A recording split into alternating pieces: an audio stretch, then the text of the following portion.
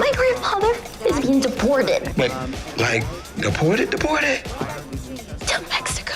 I mean, at least that's Cancun. I mean, that's a nice beach. Last season obviously alluded to Papa possibly being deported. So I'm wondering, as we head into season 2, how that sets the tone for this season. We start literally by answering like what happened to Pop. Like we see him in the very first image, the very first scene. You know, this season deals with like Pop, and he's in limbo. He has a few months to fight and to push to be able to stay in the country. And in the first episode, we see him struggling and battling with whether he even wants to go on this journey on this fight. One of the conversations we had really early on was this question about like the dignity, right? How do you fight for your life and maintain any semblance of dignity? We have these dichotomies of like the good immigrant who is worthy of staying in this country, and then everybody else who, like, if you're human, if you're flawed, if you made one mistake, it's your bad. You should have done better. You should have known better. And especially when I think about Joaquin as a man and as a presence, and when I think about Pop, like the first thing I think about is strength and dignity, and what it would cost a man like that to have to beg, you know, for his life and beg to be seen as worthy. You know, we really went into this season wanting to explore and see this other facet of immigration that we don't normally get to see, and to kind of get into the nuance of it and how it affects the entire family.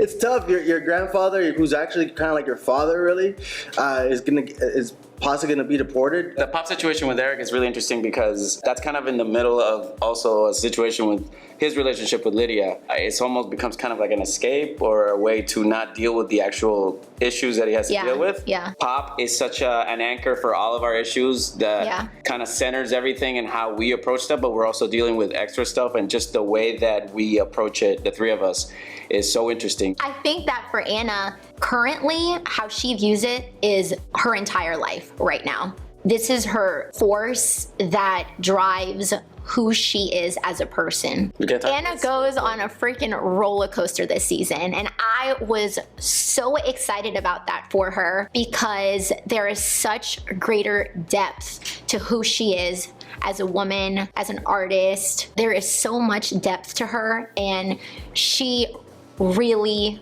goes through it. Also, what I like about Anna, if I can add, since I already added for JJ, is that what I love about the growth in her character is that in the first season, she was being taken care of, and now, she said it already, but the role that she's taking as a caregiver now is such a great mirror to what happened in the first season. And then, do you want to know about my character?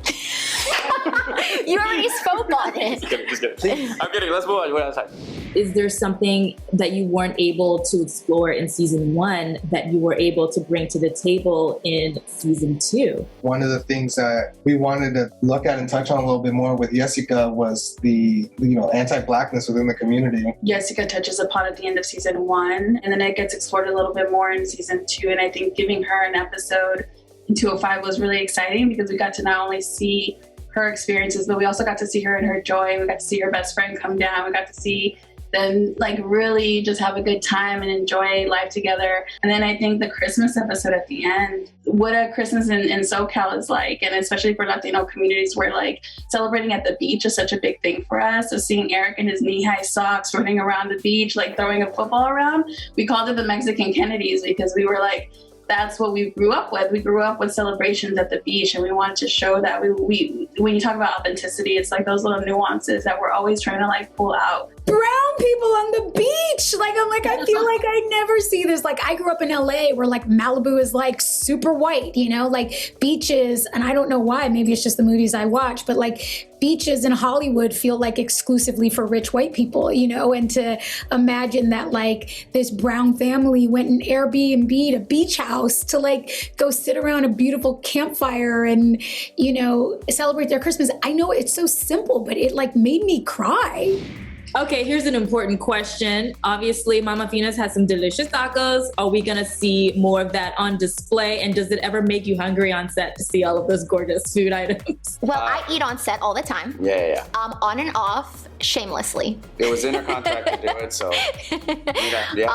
They're still eating from Ana Morales. Yeah. And I do see that restaurant as sort of a home of sorts because it is so key to the show and to those characters characters. If Pop was the anchor for our emotional, the characters' arcs, I think the shop, which, you know, at least for Chris, I could speak for Chris and they can agree or disagree. It means a lot more to that the shop is his personal approach to what home is and to his career and his purpose. Mama Fina's is home. I was just So about to say that. it really is just as the home that we sleep in, you know, like that's a part of it. It's an extension of that. So to have that in jeopardy, how would you feel if you're about to lose your home?